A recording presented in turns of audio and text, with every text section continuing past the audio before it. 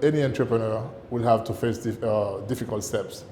But the most important thing is to have an objective and to know the market you want to come and the opportunities and the workforce. An entrepreneur should be able to recognize opportunities. Any business or compelling brand needs to answer to a need that your client has, and you need to dare. When startups are pitching their idea to an investor, they should always lead with the why. Why is this something they're wanting to do? Why is this a problem that exists in the world? And for whom are they solving this problem? So leading with something that's relatable and easy to understand makes sense. People find value in your mess. They don't care about your story. I know that's harsh. They don't care about mine either, but they do care about how they see themselves in your story. And every entrepreneur fails at one level or the next. And it's when you can embrace those failures and you can leverage those failures as lessons learned to then create the experience that gives you your expertise so you can speak from failure. You have a trademark on being you. In many cases in this world that's driven by the media and social media, everybody is chasing narratives and chasing stories and trying to be something that they were never designed to be.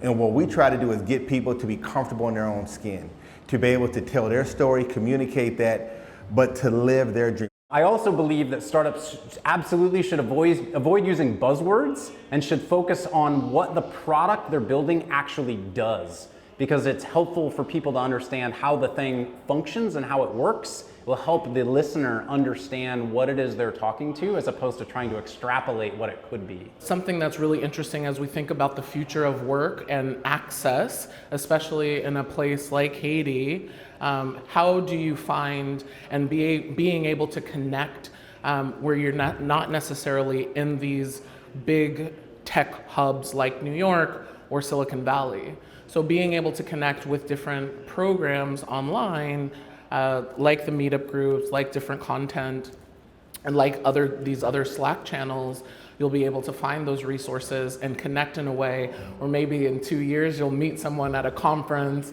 that you've been talking to for the past 2 years, or even start a business, which is very common. Entrepreneurship is very important in Haiti because we can definitely turn things around in the country if we try to focus on entrepreneurship.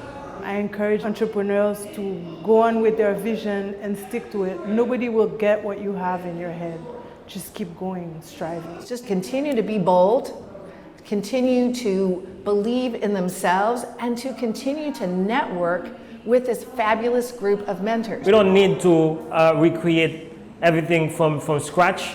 We need to look at what has been successful in other countries and the results, and adopt best practices and execute and see the real value of technology, and also use technology not only as pure consumer, but using technology to create value. It's for young Haitian, realize the potential of technology and use it to create rich content, for example, and to monetize them to get more money in the country. And it will be a win-win situation for them, for their family, for the country.